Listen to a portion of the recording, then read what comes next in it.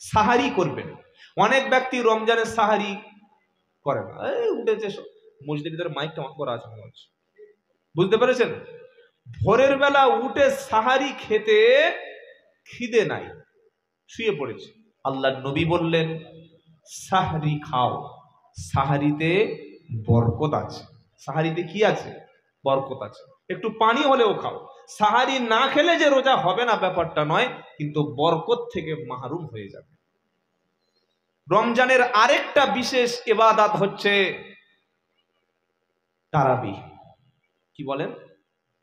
তারাবিহ। তারাবিহ পড়েন তো আপনারা? পড়েন না? পড়েন না? এই তারাবিটা কোত্থেকে এলো, কেন 20 রাকাত হলো, জানার দরকার আছে। আল্লাহর নবী সাল্লাল্লাহু আলাইহি সাল্লামের উপর যখন রমজানের রোজা ফরজ হলো, নবীজি রোজা করে সারা দিন 3 দিন তিনি মসজিদে গিয়ে জামাতে তারাবি পড়েছিলেন। একটা হলো 23শে রমজান, আরেকটা 25শে রমজান, আরেকটা 27শে রমজান। 3 দিন নবীজি ইশার নামাজের পরে যখন দুরাকাত করে তারাবি পড়তে শুরু করলেন, তার আল্লাহর নবীজি দেখতে পেলেন মসজিদে ভিড় লেগে গেছে, মসজিদের লোক একেবারে জমে গেছে। পরের দিন নবী মসজিদে গেলেন না, এশার নামাজ পড়ে নবীজি বাড়িতে চলে আসলেন। সাহাবারা অপেক্ষা করলেন, মনে হচ্ছে নবীজি আসবে। অনেকক্ষণ হয়ে গেল, যখন এলো না, সাহাবারা গিয়ে নবীকে ডাকতে শুরু করলেন, হে আল্লাহর নবী আপনি কি ঘুমিয়ে পড়েছেন? নবীজি বললেন না, আমি ঘুমাই নাই, আমি 3 দিন এশার নামাজের পরে রমজানে তারাবি পড়েছি। এবার তোমরা যেভাবে জমা হচ্ছ, সকলে একত্রে এসে যেভাবে নামাজ পড়ছো, এইভাবে যদি প্রত্যেক দিন চালু করে দিই, হতে পারে আল্লাহ তাআলা ফরজ কিংবা ওয়াজিব করে দিতে পারে। আর তারাবির নামাজটা হলো সুন্নাতে মুআক্কাদা, এটা যদি আমার উম্মতের উপরে ওয়াজিব কিংবা ফরজ করে দিই, সবাই কিন্তু এটা করতে পারবে না। সেজন্য আমি নবী আজ থেকে বাড়িতে নামাজ পড়লাম। নবী তারাবির নামাজ শুধু 3 দিন জামাতে পড়েছিলেন। নবী ইন্তেকালের করার পরে আবু বকর সিদ্দিক রাদিয়াল্লাহু তাআলা আনহু, তার জামানায়ও 20 রাকাত তারাবি বা রমজানে একসঙ্গে তারাবি ছিল না, যে যার মতো পার্সোনাল একা একা তারাবির নামাজ পড়ে নিতেন।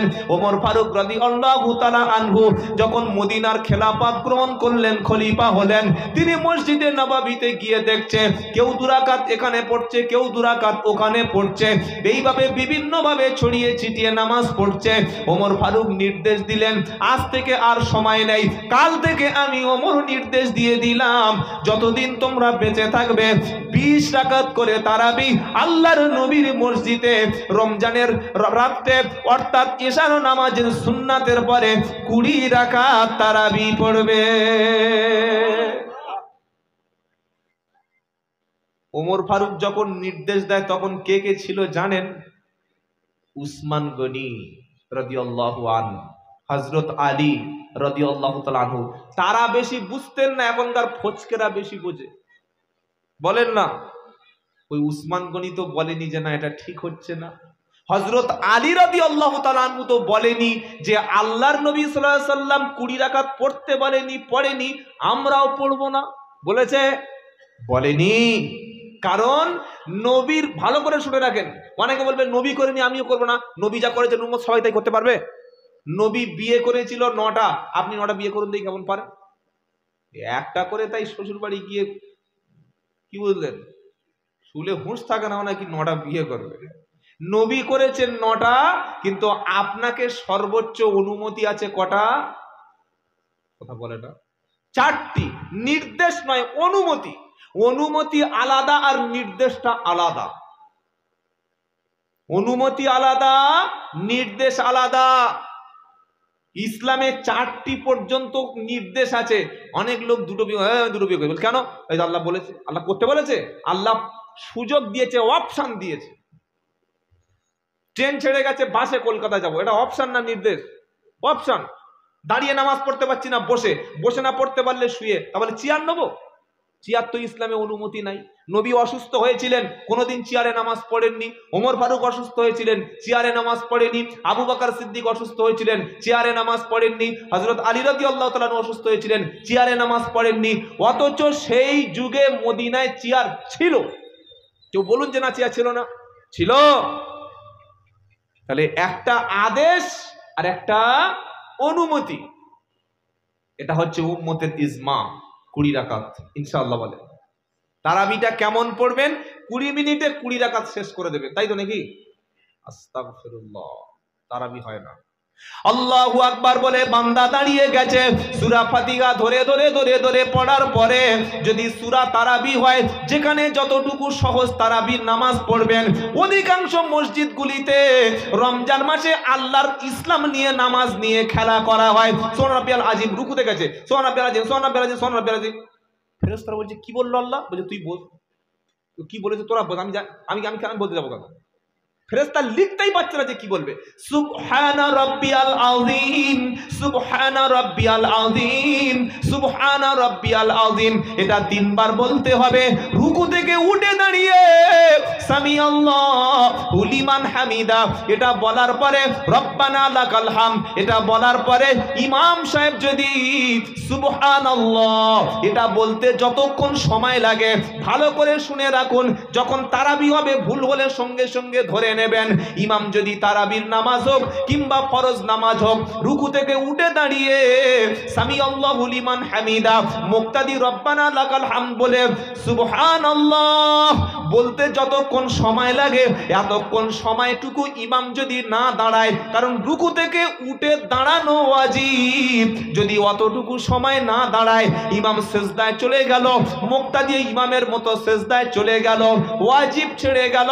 ওয়াজিব নামাজে ছেড়ে গেলে সালাম ফিরিয়ে সাহু সিজদা দিতে হয়, সাহু সিজদা না দিলে নামাজটা নষ্ট হলো। আবার একটা সিজদায় গিয়ে সুবহানা রাব্বিয়াল আলা কবার?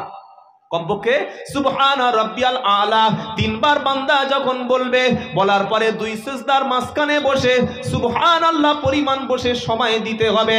আল্লাহর নবীজি নামাজের মাঝখানে বসে দোয়া করতেন, আল্লাহুম্মা গফিরলি ওয়ারহামনি ওয়াহদিনি ওয়ারযুকনি ওয়াআফিনি, আয় আল্লাহ ক্ষমা করো, আল্লাহ হেদায়েত করো, আল্লাহ রুজি দাও। এই দোয়াগুলি করতেন। কোন ইমাম যদি 2 সিজদার মাঝখানে সুবহানাল্লাহ বলতে যতক্ষণ সময় লাগে এতক্ষণ যদি না বসে, উঠেই আবার দুম করে সিজদায় চলে গেল, সাহু সিজদা দিল না, নামাজ শেষ করলো, ওর নামাজ নষ্ট হলো। ওই রকম 20 রাকাত তারাবি মসজিদে না পড়ে বাড়িতে এসে পড়বেন যদি ওই তারাবি হয়। রমজানের পরে কত বয়স্ক লোকের কোমরে ডাক্তার দেখাতে হবে আল্লাহই জানে, কি তাই তো? এটা তারাবি না। নবীজি শুরু করতেন ঈশায় আর শেষ হতো সাহারির একটু পূর্বে। জোরে বলুন না সুবহানাল্লাহ। আর আমাদের আজান দিয়ে ঢুকেছে, বাড়িতে একটু গিয়ে দেখছে 14 রাকাত হয়ে গেছে।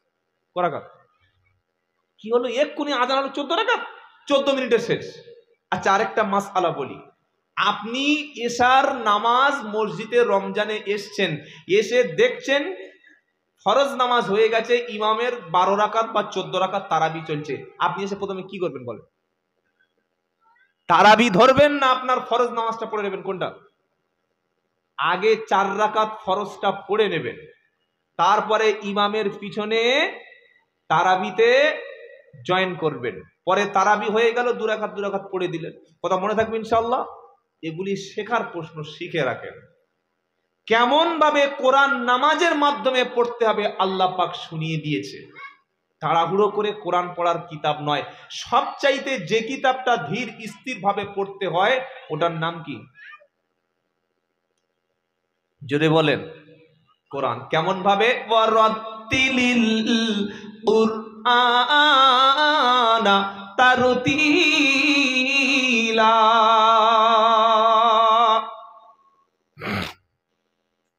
29 পারা সূরা মুজাম্মিলের 4th আয়াতে আমার আল্লাহ পাক শোনাচ্ছে, বান্দা যখন তুমি কোরআন পড়বে তাসবিহ তারতিলের সঙ্গে যেখানে যেমন টান, যেখানে থামতে হবে, যেখানে গুন্না, যেখানে ইকফা, যেখানে ইজহার, যেখানে ইকলাব, সুবহানাল্লাহ, যেখানে যেমন নিয়ম সেখানে সেইভাবে পড়ো। কারণ তুমি যখন কোরআন পড়ো, তুমি কোরআন পড়ো নয় বান্দা, তুমি আল্লাহর সঙ্গে ডাইরেক্ট কথা বলো।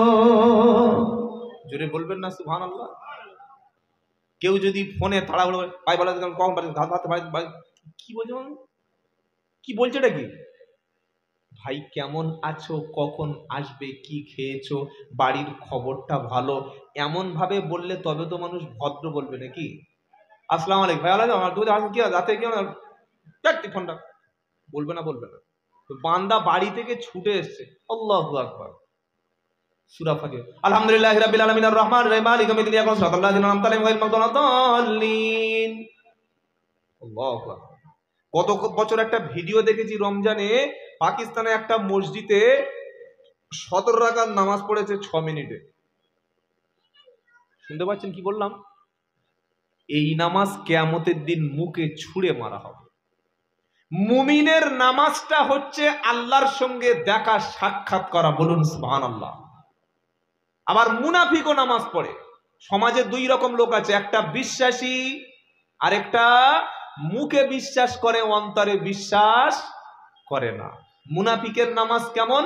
তাড়াহুড়া, নামাজে মন নাই, নামাজ পড়তে গেছে দাড়ি চুলকাচ্ছে, নামাজ পড়তে পড়তে ঘড়ি দেখছে, নামাজ পড়তে পড়তে লুঙ্গি ঠিক করছে, খালি ভাবছে এত দেরি কি করে ইমাম সাহেব করছে, এত দেরি কি করে করছে, বাড়ি যাব খাবো আর শোবো, এরকম দেরি করে নাকি? তাদের জিকিরটা হচ্ছে লোক দেখানো। আর আল্লাহ পাক এই সমস্ত নামাজীদের সম্পর্কে বলছে এরা জাহান্নামে যাবে। কোথায় লেখা আছে? ওয়াইদা কামু ইলাস সালাতি কামু কুসালা ইউরাউনান নাসা ওয়ালা ইয়াযকুরুনাল্লাহা ইল্লা কালিলা। 5 পারা 20 পৃষ্ঠা 4 নম্বর লাইনের 142 নম্বর আয়াত, সূরার নাম সূরা নিসা। ওয়াইদা কামু ইলাস সালাতি কামু কুসালা। এরা যখন নামাজে দাঁড়ায় শৈথিল্য ভাব দেখায়, যেন জোর করে ধরে এনেছে, পড়ার যেন ওর ইচ্ছা নাই, গায়ে যেন ওর শরীরে ব্যথা। কোরআন শোনাচ্ছে এমন ভাবে নামাজ পড়ে, ইউরাউনান নাস, ওরা লোক দেখানো নামাজ পড়ে, জীবনে নামাজ পড়বে না। আর বাড়ির কাছে জানাজা হলে মাইয়েতের পিছন ছাড়া দাঁড়াবে না। মসজিদে জোহরের সময় বলছে ভাই চলে এসো, জোহরের পরে জানাজা হবে, মসজিদে বেশি লোক থাকে না, জানাজার মাঠে যত লোক থাকে কি বলছেন বলেন? ওলামাদের জিজ্ঞাসা করবেন, যার ফরজ নামাজ কাজা তার জানাজার নামাজ। 300 টাকা গাড়িতে পেট্রোল ভরে সেই কোথায় চলে গেছে সেই জানাজার নামাজ পড়তে। দাদা শ্বশুর মারা গেছে, তো গিয়েছিস ভাই, যা গিয়ে জোরে নামাজটা পড়। ওই লাশটা ও না হয়ে তুই তো হতে পারতিস, হতে পারতো না। মাইয়েরটা শ্বশুর না হয়ে হতে পারতো না। কেমন করে ঘুমাও তুমি ফজর করে কাজা, এমনও তো হতে পারে জোহরে জানাজা। হতে পারে, বিশ্বাস আছে। এই বিশ্বাস থাকলে কেউ জানাজার মাঠে গিয়ে মাইয়েতের কাছে ঘুরছে, কি রান্না হচ্ছে দেখছে, কবে খানা হবে ঠিক করছে, কি করে মরল সেটা দেখছে, কার কত জমি রেখে গেছে দেখছে, কোন ঘরে শুয়ে মরেছে ওইটা দেখছে, অথচ মসজিদে আসে না। এটা কেমন মুসলমান ভাই? আল্লাহ আমাদের সঠিক মুসলমান হওয়ার তৌফিক দান করেন। তাহলে রমজানে, বাবা বাচ্চা তোমরা কথা বলো না বাবা, রমজানে তারাবির নামাজটা আমরা জামাতে পড়বো ইনশাআল্লাহ। কারণ আল্লাহ তাআলা কোন নবী বলেছে as-সাওমু লি ওয়া আনা উজযা বিহি, রোজার পুরস্কার আমি আল্লাহ হাতে দেব। কিয়ামতের দিন জান্নাতি ব্যক্তিদের যখন আল্লাহ জান্নাতে নেবে, তারা ফল খাবে, সমস্ত আনন্দ করবে জান্নাতে। আল্লাহ বলবে বলো বান্দা তুমি কি কি নিয়ামত পেয়েছো? বান্দা বলবে আলহামদুলিল্লাহিল্লাযী হাদানা লিহাদা ওয়া মা কুন্না লিনাহতাদিয়া লাউলা আন হাদানাল্লাহ লাকাদ জাআত রুসুলু রাব্বিনা বিল হাক্কি ওয়া নুদু আন তিলকুমুল জান্নাতু উরিস্তুমুহা বিমা কুনতুম তা'মালুন। 8 পারা সূরা আরবের 42 নম্বর আয়াতে আল্লাহ পাক শোনাচ্ছে জান্নাতি ইমানদার ব্যক্তিগুলি সমস্ত নাজ নেয়ামত খাবে আর ভোগ করবে, আর বলবে আলহামদুলিল্লাহ, সমস্ত প্রশংসা সেই আল্লাহর যিনি আমাকে হেদায়েত দান করেছিলেন। জোরে বলুন। তিনি যদি হেদায়েত না দিতেন আমি কখনো নামাজ রোজা ধরতে পারতাম না, আমি কখনো কোরআন পড়তে পারতাম না। আপনাদের এই সামনে যেটা মাদ্রাসা, আমার কমিটির ভাইরা বলছিল মাদ্রাসাটা বন্ধ হয়ে গেছে, তাই তো? এই হ্যাঁ না বলেন না? এটা আগে কি ছিল? হিপস খানা। কি ছিল বলেন? হিপস খানা। হিপস খানা মানে হচ্ছে কোরআন তৈরির কারখানা। সুবহানাল্লাহ বলবেন না? বড় আফসোস, শুনে খুব কষ্ট লাগলো। চেষ্টা করবেন এবছর অন্তত রমজানের পরে, আমি বলেছি আমার ভাইদেরকে, যদি প্রয়োজন লাগে ফোন করবেন, আমি আবারও আসব, পয়সা লাগবে না। অন্তত 10টা ছেলেকে এবছর দিয়ে শুরু করুন। কারণ হিপস খানা মানে হলো কোরআনকে বাঁচিয়ে রাখার সংগ্রাম। সুবহানাল্লাহ বলতে ইচ্ছা করলো না? পৃথিবীতে বেঈমান কাফেররা চেষ্টা করছে কোরআনকে মিটিয়ে দিতে, আর আল্লাহর ওয়াদা কোরআনের হেফাজতকারী স্বয়ং আমি আল্লাহ হব। ইন্না নাহনু নাযালনা যিকরা ওয়া ইন্না লাহু লাহাফিজুন। এটা 14 পারা প্রথম পৃষ্ঠা 9 নম্বর লাইন আয়াত সূরা হিজরের মধ্যে পেয়ে যাবেন। আল্লাহ পাক শোনাচ্ছে, নিশ্চয়ই আমি আল্লাহ কুরআন নাজিল করেছি, কুরআন পাঠিয়েছি, আর দায়িত্বটা আমি আল্লাহ নিজে তুলে নিয়েছি। তবে কোরআনটা আমি হাফেজদের সিনার মধ্যে সংরক্ষণ রেখে দেব। যদি আগুন লেগে ধ্বংস হয় পৃথিবীর সব বইয়ের দোকান, তবু বিশ্ব থেকে হারাবে না পবিত্র কোরআন। জোরে বলবেন না? জোরে হবে না? নারে তাকবীর। যদি আগুন লেগে ধ্বংস হয় পৃথিবীর সব বইয়ের দোকান, তবু বিশ্ব থেকে হারাবে না পবিত্র কোরআন। কোরআন ধ্বংস করবে কেমন করে আগুনের তেজ, আজ বিশ্ব ভরা লক্ষ কোটি কুরআনের হাফেজ। নারে তাকবীর। তারা ছাপিয়ে আসমানি গ্রন্থ, বাঁচাবে ইসলামের ঈমান, বিশ্ব থেকে হারাবে না পবিত্র কোরআন। যদি আগুন লেগে ধ্বংস হয় পৃথিবীর সব বইয়ের দোকান, তবু বিশ্ব থেকে হারাবে না পবিত্র কোরআন। কোরআন ধ্বংস করবে কেমন করে আগুনের তেজ, আজ বিশ্ব ভরা লক্ষ কোটি কুরআনের হাফেজ। গ্রামে মাদ্রাসা থাকলে সে গ্রামে গজব নামবে না। নামাজির সংখ্যা বাড়বে, বেনামাজির সংখ্যা কমবে, সুদখোরের সংখ্যা কমবে, মদখোরের সংখ্যা কমবে, নারীর ইজ্জত তখন কম নষ্ট হবে। কারণ এটাই হচ্ছে কুরআনের বরকত। সুবহানাল্লাহ বলতে ইচ্ছা করলো না? চেষ্টা করবে, অবশ্যই চেষ্টা করুন রমজানের পর থেকে মাদ্রাসাটা চালু করা। গ্রামে যদি যারা তৃণমূল করেন, আমি কোনো রাজনীতির পক্ষে বিপক্ষে না, সাপোজ উদাহরণ, নতুন একটা তৃণমূলের পার্টি অফিস খোলে, তাদের জন্য যারা তৃণমূল ভক্ত, যদি তারা নতুন পার্টি অফিস খোলে, দিদি খুশি হবে না? হবে না? কথা বলেন। আপনারা কি বিজেপি করেন নাকি বুঝতে পারছেন না?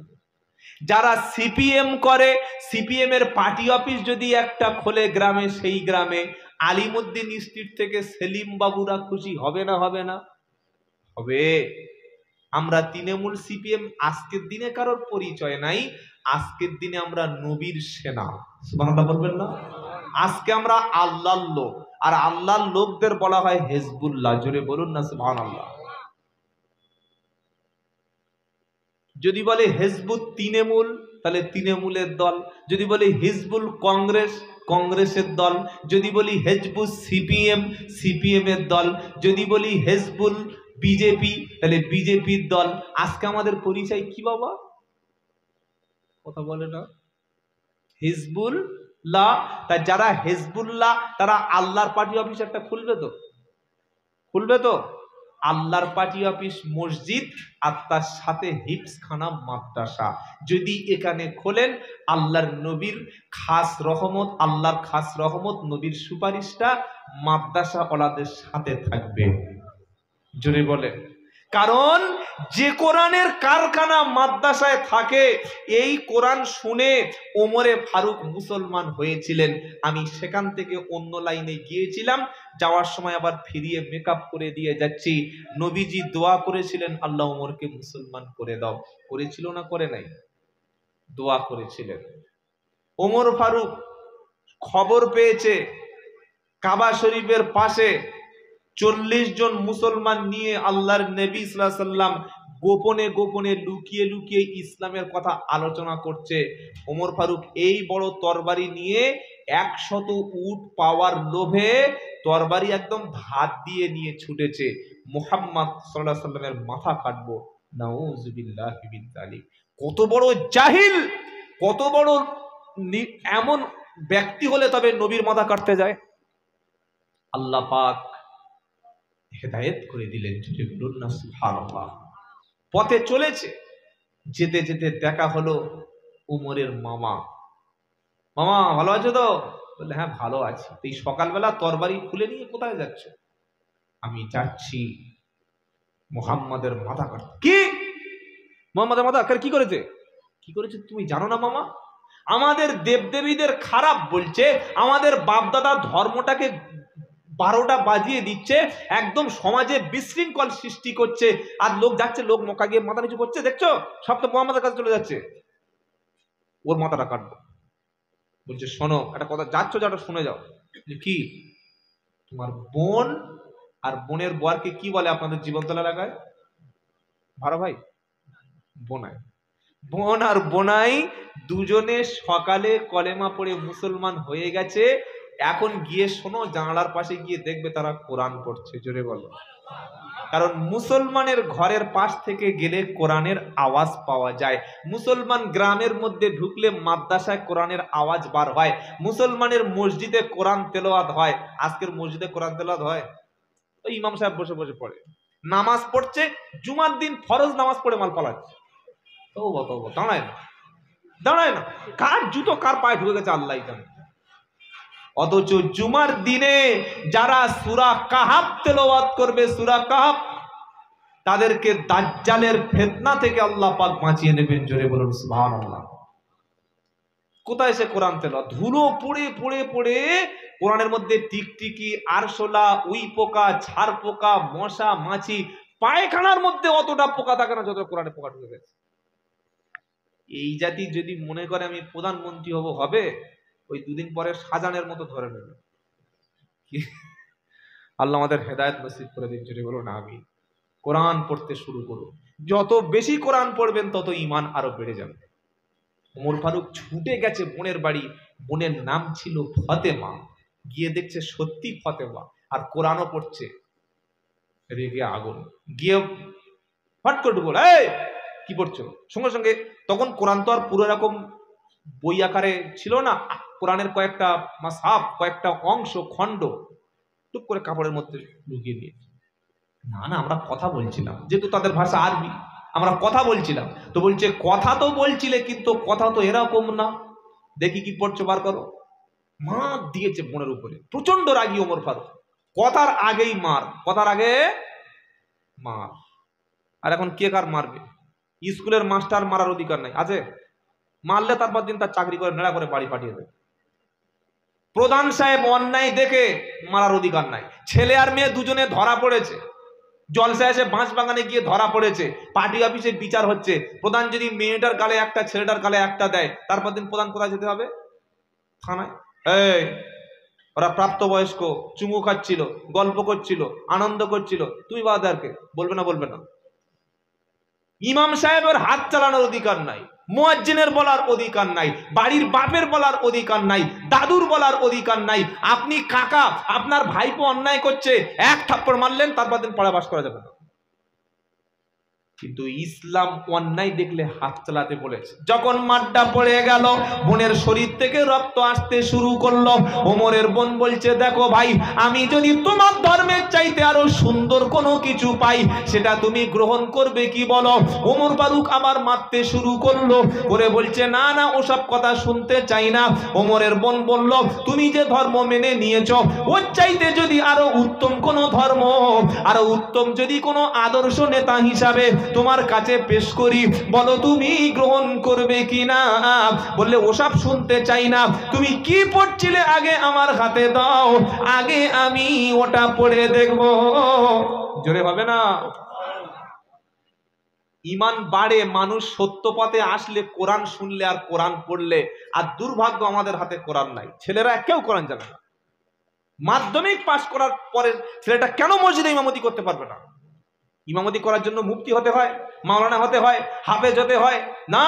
কোরআন সহি করে পড়তে পারে, মাসআলার জ্ঞান আছে, সেই ইমাম হতে পারবে, যদি প্রকৃত ইমাম না থাকে। বলুন না সুবহানাল্লাহ।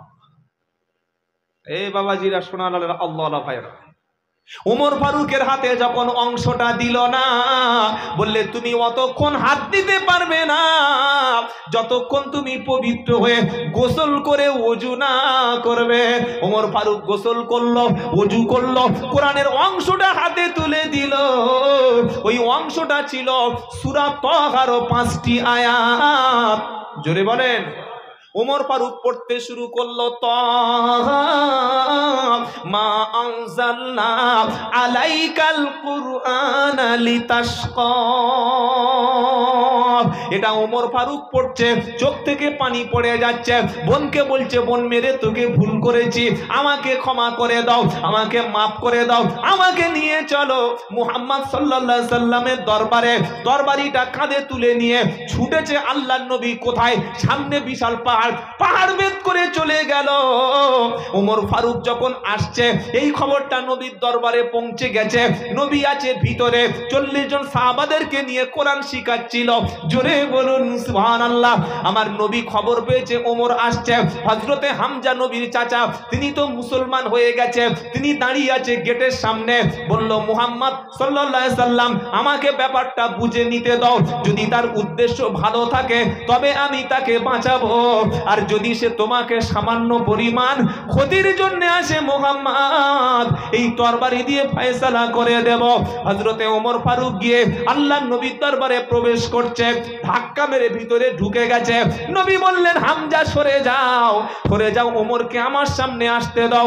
ওমর ফারুক যখন নবীর সামনে গেল, আল্লাহর নবী কাঁধে হাত দিয়ে বলেন, তুমি কি হেদায়েত হবে না? তুমি কি সঠিক পথে আসবে না? তুমি কি আল্লাহ মেনে নেবে না? ওমর ফারুক তখন তরবারি তুলে পড়ে নিলেন, লা ইলাহা ইল্লাল্লাহ। জোরে বলেন না, লা ইলাহা ইল্লাল্লাহ, লা ইলাহা ইল্লাল্লাহ মুহাম্মাদুর রাসূলুল্লাহ সাল্লাল্লাহু আলাইহি সাল্লাম। আল্লাহর নবী ওমরের জন্য দোয়া করলেন। ওমর ফারুক বললেন, আল্লাহর নবী, ইসলাম সত্য? নবী বললেন, হ্যাঁ। আল্লাহ সত্য? বললে হ্যাঁ। রাসূলও সত্য? বললে অবশ্যই সত্য, কারণ হুয়াল্লাযী আরসালা রাসূলাহু বিল হুদা ওয়া দীনিল হক লিইয়ুযহিরাহু আলা দীনি কুল্লিহি ওয়ালাউ কারিহাল মুশরিকুন। সূরা তাওবায় আল্লাহ পাক বলছে, আমি আমার রাসূলকে সত্য দিন সহ হেদায়েতের রাস্তা দেখিয়ে রাসূলকে আমি পাঠিয়েছি, সমস্ত ধর্মের উপরে আমি আল্লাহ ইসলামকে জয়ী করব, যদিও কাফেরদের অপছন্দ হয়। ওয়াকুল জাআল হক ওয়া যাহাকাল বাতিল ইন্নাল বাতিলা কানা যাহুকা। 15 পারা 9 পৃষ্ঠা, একদম প্রথম নম্বর লাইনে 81 নম্বর আয়াত। আল্লাহ পাক বলছে, সত্য এসে গেছে, সত্য এসে গেছে, মিথ্যা বিলুপ্ত হবে। ওমর ফারুক বললেন, নবী, আপনি যখন সত্য, আল্লাহ যখন সত্য, কোরআন যখন সত্য, তো সত্য কখনো লুকিয়ে রাখা? চলো প্রকাশ্য পড়ব। একদিকে হামজা রাদিয়াল্লাহু তাআলা আনহু নেতৃত্ব দিচ্ছে, আরেকদিকে ওমর নেতৃত্ব দিচ্ছে, সামনের দিকে লাইন আগিয়ে চলেছে। আর নবী সেদিন তাকবীর দিলেন, তাকবীর। এরকম আওয়াজ দিলে ওমর ফারুক আপনাদের মুন্ডু কেটে দিত। এটা আওয়াজ হলো। তারপর জীবন তোলার লোক, সাংঘাতিক লোক, তাই তো? নারায়ে তাকবীর, নারায়ে তাকবীর। 40টা লোক তাকবীর দিল। মক্কার জমিনে যত কাফের গুলো ছিল কুকুরের মতো এরকম হয়ে গেল। কুকুর দেখেছেন? এই যে এই পাড়ার নাম কি? এই পাড়া কলতলা, আর পাশের পাড়ার নাম ধরুন বেলতলা। তো বেলতলার কুকুর একটা এসেছে, ওখানে পুকুরের কাছে এই হাড় খাবে বলে, আর তার আগে কলতলার কুকুর গিয়ে মাল হাফ মেরে দিয়েছে। যেই কলতলার কুকুর ওখানে খাচ্ছে আর বেলতলার কুকুরটা সবে এসছে, হপ যেই করেছে, বেলতলার কুকুর কি করবে? ও ব্রেক মারবে না? মারবে না, না এখানে বসা যাবে না। এটা হচ্ছে কলতলার বেলতলার কুকুর। বুঝতে পারলেন না? পারলেন না? তো যেই দেখছে ওমরের তাকবীর, মালগুলো বার হয়েছিল মারবে বলে কাফের গুলো, দেখছে হামজা আর উমর রাদিয়াল্লাহু আনহুমা দুজনের লাইনের সামনে কুত্তার মতো ঘরে ঢুকে গেছে। কাফের তোদের ভয় বেশি, সুবহানাল্লাহ বলে। সৈন্য দেখবেন অনেক ক্ষমতা আছে, নেতৃত্ব আছে, কিন্তু ঈমান নাই, কিছু নাই। অনেক কিছু দেখতে পাবেন, ওদের রাইফেল, মেশিন গান, পাওয়ার, নেতৃত্ব, রাজনীতি, ক্ষমতা, টাকা পয়সা সব। আমাদের কি আছে? কিচ্ছু নাই। আমাদের কি আছে? ঈমান। কি আছে জোরে বলেন? ঈমান। একবার তাকবীর দেব, ওরকম কয়েক কোটি উড়ে চলে যাবে, জোরে বলেন। সেই তাকবীর দিতে তো মুসলমান ভুলে গেছে। আজ আল্লাহ নাম মুখে অত জোরে উচ্চারণ হয় না যত নাম অন্য ব্যক্তির লোকের নাম উচ্চারণ হয়। কি করে সাহায্য আসবে বলো? এই ওমর ফারুককে নিয়ে আল্লাহর নবী ইসলামের প্রচার প্রসার শুরু করলেন। এত বেশি ভালোবেসে ফেলেছিলেন নবী ওমরকে আর ওমর নবী সাল্লাল্লাহু আলাইহি সাল্লামকে, যেদিন নবীজি পৃথিবী থেকে ইন্তেকাল করলেন, আবু বকর সিদ্দিক এসে আল্লাহর নবীর মুখের কাপড়টা সরিয়ে চুমু খেয়ে বললেন যে আল্লাহর নবী আর পৃথিবীতে নাই। সবাই বিশ্বাস করছে, ওমর বিশ্বাস করে না। এত বড় আশিকে রাসূল।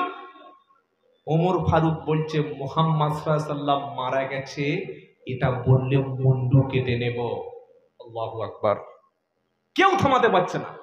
আবু বকর সিদ্দিক মিম্বারে উঠলেন, খুতবা পড়লেন, আর এই আয়াতটা বললেন, ওমা মুহাম্মাদুন ইল্লা রাসূল কদ খালাত মিন ক্বাবলিহির রুসুল আফা ইম্মাতা আও কুতিলান ক্বালাবতুম আলা আকাবিকুম ওয়া মান ইয়ানকালিব আলা আকিবাইহি।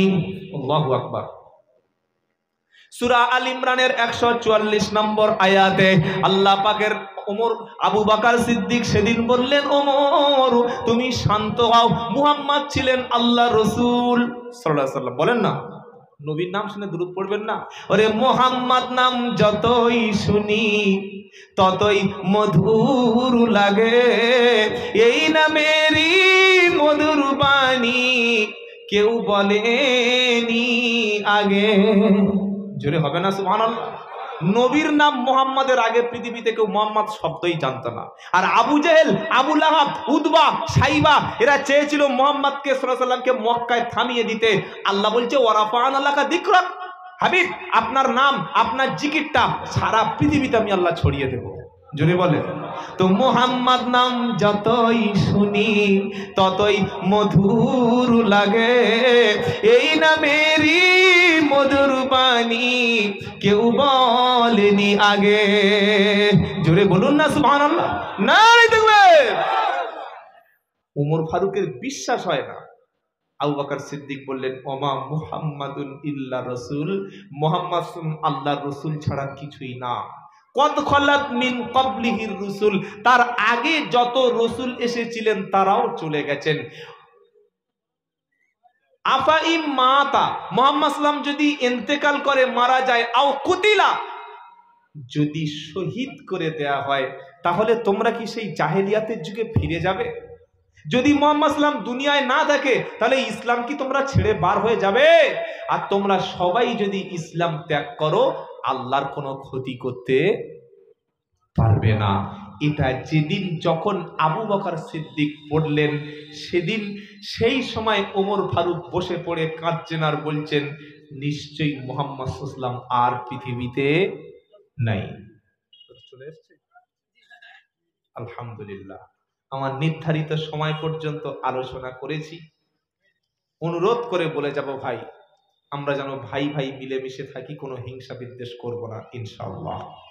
আর এই যে মাদ্রাসা, আমি আমার এই ভাইকে বলছিলাম, চেষ্টা করবেন এবছর রমজানের পর থেকে সবাই সহযোগিতা করে মাদ্রাসাটাকে চালু করার। আল্লাহ তাআলা আমাদের সবাইকে আহলুস সুন্নাতুল জামাত, কোরআন সুন্নাহ ইজমা কিয়াসের পথে ইমাম আজম আবু হানিফা রাহমাতুল্লাহর মাসলাক অনুযায়ী আল্লাহর হাক্কানি আলেম ওলামা ফিরদের সোহবতে থাকার তৌফিক দান করেন। সকলে বলুন আমিন। আমার জন্য দোয়া করবেন, কেউ ওঠাউঠি করবেন না।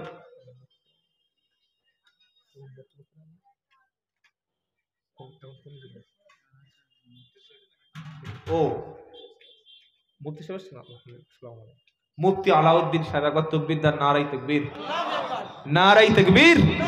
আপনাদের সেই পরিচিত অনেক জ্ঞানী মানুষ, মুফতি সাহেব মানুষ, আমি গুনাহগার, তিনি অনেক মূল্যবান কথা বলবেন। এখনো যারা বাজারে আছেন তার সম্মানে প্রত্যেকে চলে আসুন। আদ-দুরূদ শরীফ, আল্লাহুম্মা